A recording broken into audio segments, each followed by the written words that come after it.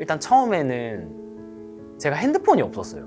그래서 상담을 잡을 때도 집에 있는 컴퓨터로 메일로 상담사 선생님하고 상담 예약을 했었고, 선생님이 답장이 오셔야 저는 다음 주에 몇 시에 상담을 가야 되는지 알 수 있었어요. 그래서 상담 시간도 늦으면 전화를 못 하니까, 버스에서 전화기가 없으니까 상담 시간보다 항상 거의 20분, 30분 일찍 와가지고 기다리고 막 그랬었던 것 같아요. 아빠가 뭐 핸드폰을 없앤 게 아니라 제가 없애버린 거니까. 그래도 그거에 대해서 뭐 불편함이나 뭐 어려움은 처음에는 다행히 못 느끼겠더라고요. 그리고 도박을 일단 할 수 있는 제일 빠른 게 저는 이제 스마트폰이었는데, 스마트폰이 없으니까 좀 나았던 것 같고, 그 다음에 이제 스마트폰이 추후에 나중에 생기고 나서는 이제 도박 중독이 또 생길 수도 있으니까, 그때는 내가 뭘 하면 좋을까를 고민을 했는데, 센터에서 회복자 인턴을 22년 10월부터 시작을 했었거든요. 이제 그때 옆에 계신 선생님이 아침마다 책을 읽으시더라고요. 그래서 선생님한테 무슨 책 읽으세요? 라고 이렇게 물어봤는데, 그냥 뭐 어떤 책을 읽는다 이렇게 소개를 해주셨었는데, 책을 읽는 게 도움이 되나? 사실 평소에 책 읽는 거 별로 안 좋아하는데, 이렇게 생각해서 그냥 무심결에 센터에 있는 아무 심리나 뭐 자기계발서 이런 거 책을 잡아서 읽어봤는데, 그 어떤 문구들이 저한테 막 와닿는 문구들이, 특정 문구들이 있더라고요. 그래서 기억력이 별로 좋지 않아가지고 그 책을 읽으면서 기억에 남는 문구들을 핸드폰에 그냥 메모해놓고 한 번씩 그 문구들 다시 읽으면서 좀 마음을 되새기기도 했었고, 이제 제가 지금보다 한 2년 전에는 10kg가 더 쪄 있었거든요. 그래서 운동을 시작해야겠다라는 생각이 좀 들더라고요. 그래서 운동을 뭐 할까 고민을 하다가 최대한 돈이 안 드는 운동을 하자. 또 돈이 들면 내가 또 도박 중독이 생길 수도 있고, 돈이 너무 많이 드는 거 하면 나에게 부담이 되니까. 그래서 돈이 안 드는 걸 찾다가 이제 러닝을 시작하게 된 것 같아요. 집에서만 원래 처음에는 운동을 했었거든요. 집 안에서만. 근데 제가 나가서 뭔가 하고 오면 아빠가 얘 또 도박했는지 이런 걸 의심을 하실 수 있으니까. 근데 이제 너무 집에서만 하니까 갑갑한 거예요. 그래서 아빠한테 이제 밖에서 운동하고 와도 되냐고 물어보니까 아빠가 밖에서 운동하고 와 이러시더라고요. 그래서 공원에 가서 밤에 러닝을 하는데 너무 좋은 거예요. 바람이 너무 좋고, 그냥 그 공원에서 사람들 산책하는 거 보는 것도 좋고, 그냥 뛰면서 그 심장박동 소리 듣는 것도 너무 좋고, 그래서 그 기분이 도박을 했었던 그 기분하고 또 비교를 해보니까 그만큼 짜릿하진 않은데, 근데 평범한 일상에서 내가 느낄 수 있는 좋은 기분이 있다면 이게 그 기분이겠구나 라는 생각에 계속해서 그 느낌을 찾아가려고 했던 것 같아요. 그 건강한 느낌. 그래서 이제 러닝을 시작하게 됐었고, 러닝을 하다 보니까 체력도 늘고 살도 빠지고 하다 보니까 뭐 10km 마라톤도 나가보고 하프도 나가보고, 지금은 이제 풀코스 2번 뛰었고 올해 이제 풀코스 3번째 준비하고 있습니다. 일단 제가 센터에서 도움을 받았던 거를 먼저 말씀을 드리면, 이제 센터에는 뭐 개인 상담과 뭐 집단 상담, 당시에는 뭐 대안활동으로 밴드 프로그램도 있었고 다양한 프로그램들이 있었지만, 처음에는 개인 상담을 통해서 제가 가지고 있던 어떤 그 무서운 신념들이 있더라고요. 저는 어느 정도 시간이 되면 빚을 갚으러 가야 된다라고 무조건 생각을 했어요. 그래서 그 회복하는 과정에서 한 달쯤 상담했을 때 상담사님한테 저 이제 빚을 갚으러 가야 돼서 타 지역으로 가야 될 것 같다. 이제는 죄송하지만 상담이 오늘이 마지막일 것 같다. 이렇게 말씀을 드렸더니 그 상담사님께서 이전에도 네가 똑같은 선택으로 그 일을 하러 갔다가 또 혼자 지내고 또 재발하고 그러한 과정이 있었는데, 이번에야말로 진짜 네가 도박을 끊고 싶다면 그 반대되는 선택을 해야 되지 않겠냐라고 말씀을 주셨어요. 근데 제가 상담하는 도중에는 속으로는 진짜 제 솔직한 말로는 선생님이 빚이 없으셔서 저렇게 너무 쉽게 얘기하신다. 어떻게 저렇게 얘기하실 수 있지라고 생각을 했는데, 집에 돌아가는 버스에서 생각을 해보니까 그 패턴이 너무 소름 끼치게 똑같은 것 같은 거예요. 3년 동안도 뭐 아까 다양한 일들을 해봤다 했지만 혼자 있는 도중에 빚을 갚아보겠다고 의지로만 결심했는데 결국 다 무너졌었고, 그걸 반복되는 걸 또 똑같이 한다라는 게, 그럼 이번에는 진짜 반대되는 거를 무조건 해야 된다 라는 그 생각이 조금씩 제 스스로 바뀌면서 이제 그때 그 선택을 안 했던 게 일단 제 신념이 처음으로 무너졌던 순간이었던 것 같아요. 그래서 그 일을 안 한다라는 선택을 하면서부터는 진짜 도박에 대한 어떤 인식이나 중독에 대한 어떤 이해나 아니면 내가 왜 재발했었고 내가 어떤 사람인지에 대한 이해를 하려고 그 시간을 충분히 쓰려고 노력을 했었어요. 그때 이제 센터에서 22년 1월부터 10월까지 엄청 집중적으로 거의 이용을 했거든요. 그냥 센터에 올 수 있는 날이면 다 왔던 것 같아요. 그랬었는데 한날은 상담사님께서 집단 상담을 들어가 보라고 권유를 하시는 거예요. 근데 저는 같은 중독의 문제를 가진 회복자 선생님들을 그때까지는 만날 준비가 안 돼 있었어요. 사실 별로 만나고 싶지도 않았고 그분들의 이야기를 듣는다고 제 생각이 뭔가 바뀔 거라는 기대도 사실 없었어요. 저는 제가 세상에서 제일 힘든 사람이고 나보다 빚이 많거나 아니면 더 힘들게 회복하는 사람은 없을 거라는 사실 생각이 있어가지고 그런 생각을 가지고 있었는데 막상 집단 상담에 가보니 뭐 빚의 크기도 물론 저보다 크거나 뭐 작거나 이런 사람들도 있었지만 더 어려운 환경 속에서 회복을 유지하는 선생님들의 이야기를 들어보니까 부끄러워지고 좀 겸손해지더라고요. 그래서 이제 그때 좀 그러한 신념들이 많이 무너지게 됐었던 것 같아요. 그때 제가 회복을 딱 결심하게 됐던 나이가 딱 30이었는데 일반 제 또래 30살이면 뭐 어디 회사에서 뭐 취업을 해서 지금 돈을 벌거나 아니면 결혼 준비를 하거나 이런 나이인데 이제 부모님 입장에서는 얘가 빚이 몇 천만 원이나 있는데 언제 일을 구해서 언제 빚을 갚을까 맨날 센터만 왔다 갔다 하고 이게 진짜 치료가 되는 걸까라는 생각을 가지고 계셨던 것 같아요. 그래서 한날은 제가 또 센터를 갔다 오니까 아빠가 저를 부르시더라고요. 그래서 너 이제 센터 그만 가고 이 빚을 좀 정리해야 되지 않겠냐. 아빠가 어디 중소기업이라도 보내줄 테니까 한번 가서 일이라도 좀 해서 빚을 갚아라 이렇게 말씀하시는 거예요. 근데 그 앞에 깨졌던 신념이 있어가지고 그런지 저는 아직 제가 준비가 안 됐다라고 느꼈어요. 그래서 그때 당시에는 일을 하러 가면 나는 무조건 100% 재발한다라는 느낌이 생긴 거예요. 그래서 지금은 일을 하러 가면 안 되겠다라고 그때 아빠한테 처음으로 이야기를 했어요. 근데 제가 살면서 아빠한테 그렇게 진지하고 솔직하게 뭔가를 이야기를 해본 경험이 없었거든요. 근데 일단은 얘기라도 해보고 뭐 해야겠다 싶어서 아빠한테 저 지금 일하러 가면 무조건 재발할 것 같다. 그래서 지금 회복하는데 시간이 필요하다.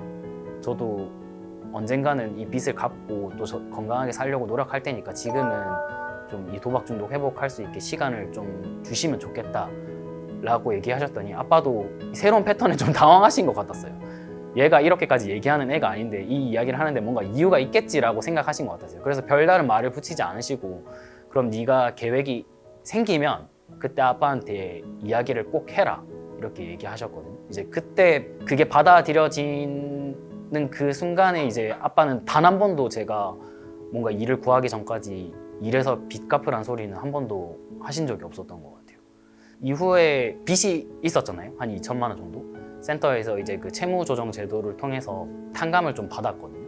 그래서 한 1년 동안은 그 동생이 재정 관리를 해주면서 이제 채무를 계속해서 1년 동안 갚아 나갔어요. 그리고 1년 한 반쯤 지났나? 그 채무를 이제 다 상환하게 된 거예요. 근데 상환하고 나니까 느낌이 좀 이상하더라고요. 항상 마이너스 인생을 살다가 이게 이제는 돈이 모인다라고 생각하니까 좀 더 표현이 아직도 잘 안 되는데 이제 어떻게 생활해야 되는지에 대한 법을 몰랐던 것 같아요. 그 방법을 전혀 배운 적이 없어가지고.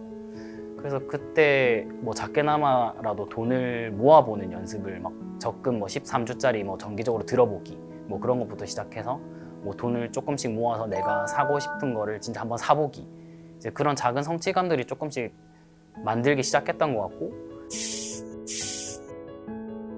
회복하면서 그게 계속 바뀌는 것 같아요. 도박에 빠지게 됐던 이유가. 그래서 제가 지금 가지고 있는 생각은 뭐냐면 뚜렷한 목표가 없었던 것 같아요. 넓은 삶에 대한 어떤 목표가. 어릴 때부터 뭔가 하고 싶다라는 것도 없었고 뭔가 뚜렷한 목표가 없다 보니까 도박은 그래도 제가 베팅을 하고 나면 나오는 뭔가 결과값이 있잖아요. 근데 삶에서는 제가 그렇게까지 막 열정적으로 뭔가 도전하고 뭔가 이루려고 했던 그런 게 없었던 것 같은데 그래서 좀 더 도박에 빠졌던 게 아닌가 그렇게 생각하고 있습니다. 지금은 하고 싶은 게 생겼습니다. 상담을 하면서 상담사 선생님이 저한테 청년들이 무료로 받을 수 있는 어떤 그 자격증 공부 뭐 이런 리스트를 보내주셨거든요. 근데 그 중에서 심리학 뭐 이런 민간 자격증을 이렇게 들어볼 수 있는 거였는데 이건 뭘까 하고 그냥 들어가 봤어요. 근데 그 수업을 들으니까 선생님이 왜 이렇게 상담을 진행하셨었고 왜 나한테 이런 걸 권유하셨고 내가 왜 지금 이 상담에 잘 참여하고 있는지에 대한 이해가 좀 되더라고요. 그 이해가 되면서 나는 도박 중독의 문제를 가지고 있는데 혹시 내가 잘 회복해서 도박 문제를 또 가지고 있는 다른 사람들을 혹시나 작게나마라도 도울 수 있으면 너무 좋겠다 라는 생각에 수업을 다 듣고 이제 회복을 잘 하고 있었는데 진짜 운이 좋게도 이제 22년 10월 달에 경남 도박문제예방치유센터에 이제 그 회복자 인턴 자리가 나가지고 그때 단도박 1년도 마침 딱 돼서 이제 자격도 돼가지고 이제 입사를 하게 됐었습니다. 그 회복자 인턴을 처음에 입사하게 됐을 때는 진짜 작은 목표였거든요. 그냥 내가 회복 경험한 거를 바탕으로 누군가를 진짜 도우면 좋겠다. 뭐 캠페인을 나가더라도 시민들한테 그냥 도박에 대한 이해보다는 그냥 한국도박문제예방치유원이나 그냥 1336 번호만 알아가면 좋겠다. 뭐 이 정도의 목표였는데 센터에서 일을 배우고 조금씩 지내온 기간이 길어지다 보니까 뭐 상담도 하게 되고 집단 상담도 들어가 보고 뭐 자조 모임도 들어가다 보니까 그 욕심이 조금씩 더 커지는 것 같더라고요. 그래서 나도 상담사 선생님들처럼 좀 전문 자격증을 갖춰서 도박 중독에 대한 어떤 치료자의 입장으로서 할 수 있으면 좋겠다라는 생각에 그때 이제 대학교를 다시 편입을 해가지고 다시 사회복지학과로 졸업을 하고 지금은 이제 사회복지사 2급을 올해 이제 다시 땄어요. 사회복지사 2급을 따고 지금은 이제 다른 센터에서 일을 하면서 그 중독의 어려움을 가진 선생님들의 어떤 회복을 돕는 역할을 하고 있습니다. 가끔씩 그런 거 물어보시는 선생님도 있거든요. 충동이 있었던 적 없냐? 왜 없겠어요? 저도 충동이 당연히 들 때도 있고 최근에도 그런 생각은 문득문득 스쳐 지나가기는 해요. 근데 예전에 저였다면 도박 충동이 발생한 거를 알지도 못한 채 그냥 뜬 눈으로 휴대폰을 켜고 입금 계좌를 받아서 돈을 충전하고 나도 모르게 그냥 도박을 하고 있었을 텐데 지금은 제가 주말 아침에 보통 도박을 많이 했었거든요. 그래서 그 시간을 최대한 피하려고 노력을 해요. 뭐 운동을 하러 나가버린다던가 그리고 도박 충동이 발생하면 지금 왜 도박 충동이 일어나지? 라고 스스로 생각하면서 뭐 물을 한 잔 마시거나 운동을 하러 가거나 뭔가 다른 선택들을 하다 보니까 그 충동을 좀 이겨내는 방법이 좀 쌓이다 보니까 아직까지는 그래도 좀 잘 단도박을 유지하고 있는 것 같습니다.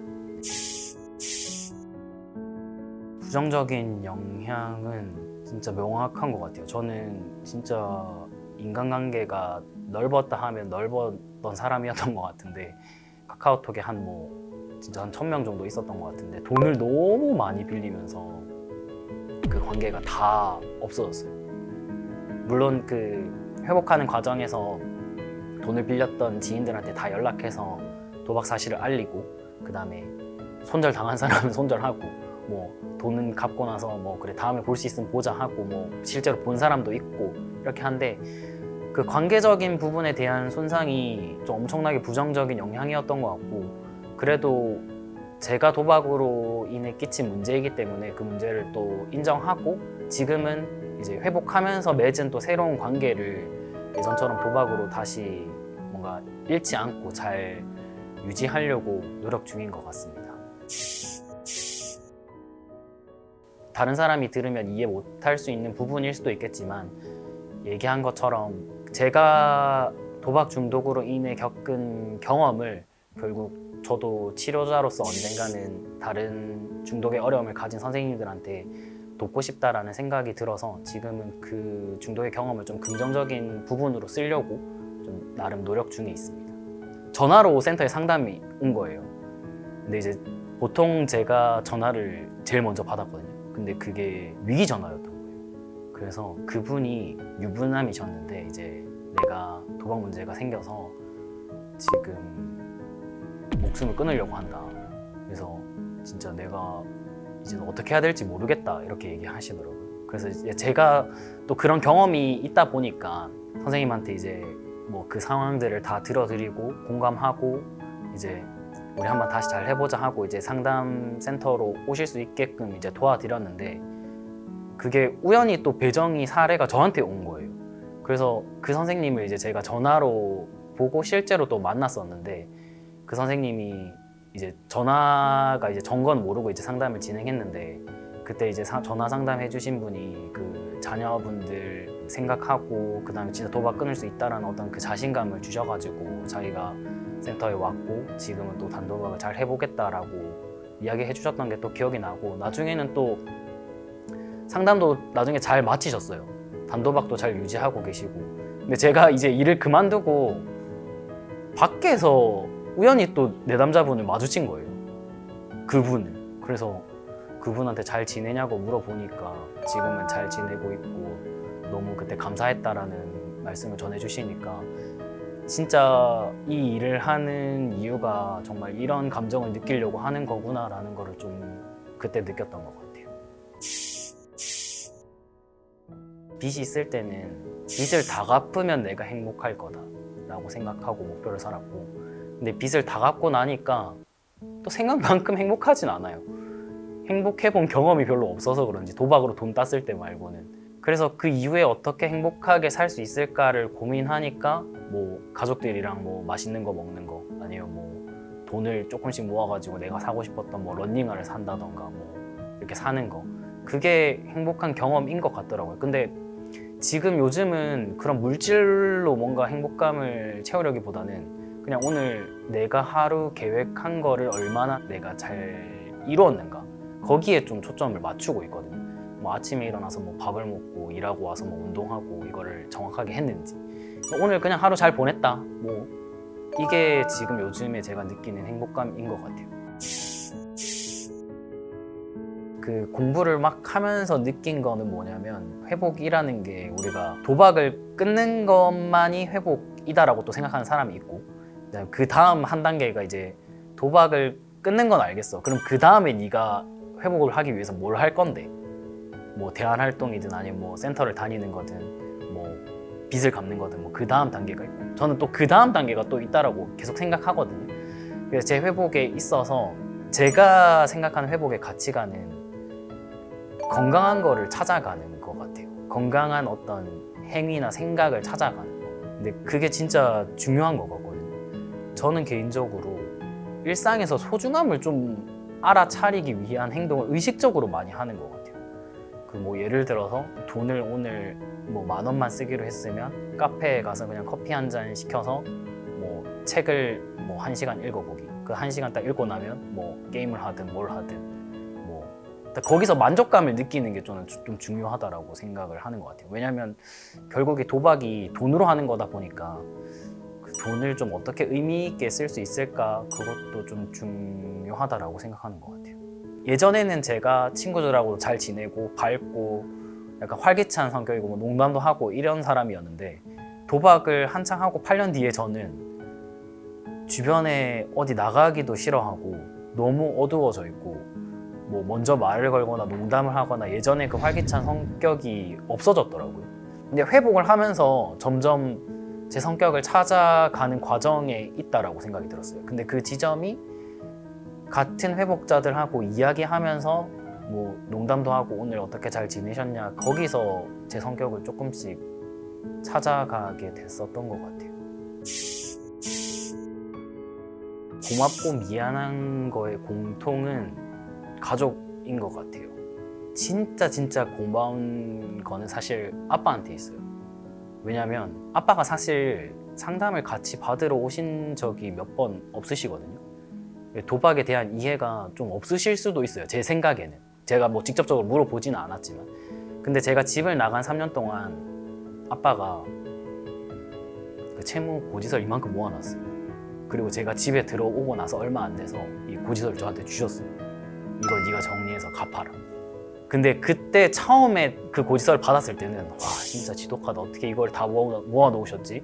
그 사이에는 뭐 고소장도 있고 뭐 이랬는데, 너무 아빠는 뭔가 여유가 있으신데도 나를 안 도와주고 너무 이게 아니다 이렇게 생각했는데, 직접 갚으니까, 그리고 지금 회복하는 과정에서 느끼는 거는 아빠가 그걸 진짜 안 갚아주고 나한테 책임을 질 수 있게 도와주신 게 너무 감사하다. 그래서 내가 오히려 지금까지 4년 8개월 동안 안정적으로 단도박을 잘 유지할 수 있었던 이유 중에 하나가 아닐까라고 생각을 하고, 또 미안한 것도 사실은 거의 비슷한 것 같아요.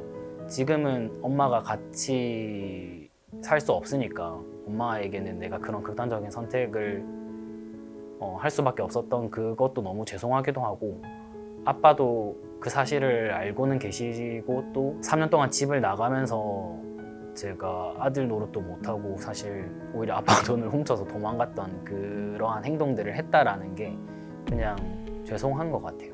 또 뭐 이 자리를 빌어서 또 센터에 저를 상담을 도와주셨던 선생님들 이외에도 모든 전 직원들이 제가 이 단도박을 포기하지 않고 잘 유지할 수 있게 저를 도와주신 거에 있어서도 감사하다는 말씀을 좀 드립니다. 사실 본인도 제일 끊고 싶어 해요, 누구보다도. 근데 입으로 말을 꺼내지 못한다라고 저는 생각하고, 항상 우리가 의지를 갖고 도박을 끊을 수 있다라고 늘 자신감을 가지지만 저도 그 의지가 없었던 게 아니거든요. 근데 그 눈에 보이지 않는 의지력에 기대다 보니까 항상 무너지더라고요. 그리고 결국에는 삶의 끝에서 뭔가 포기하려고 했던 그 순간에 도움을 요청해서 지금은 다행히 안정적으로 잘 단도박을 유지하고 있는데, 오늘이라도 아니면 뭐 돈을 지금 잃고 아니면 지금도 도박하고 있는 이 순간에만이라도 지금이라도 하루빨리 누군가에게 도움을 요청한다면 이 도박 중독을 잘 이겨낼 수 있지 않을까라고 생각해서 지금이라도 하루빨리 힘들겠지만 용기를 내서 도움을 요청할 수 있으면 좋겠습니다. 4년 8개월 동안 하루하루가 정말 길게 느껴졌을 텐데, 뭐 짧다면 짧고 길다면 긴 그 시간을 묵묵히 버텨온 내 자신에게 박수를 치고 싶습니다. 네. 그리고 지금 가지고 있는 어떤 그 뜨거운 목표를 꼭 이루었으면 좋겠고, 단도박을 또 잘 안정적으로 유지해서 많은 도박 중독 회복자들에게 희망을 전할 수 있는 사람으로 앞으로 성장했으면 좋겠습니다. 그동안 고생했고 결국 이 도박 중독은 끝날 때까지 끝난 게 아니기 때문에 앞으로 제가 어떻게 또 성장할 수 있는지 보여드릴 수 있다면 또 보여드릴 수 있도록 하겠습니다. 네, 감사합니다.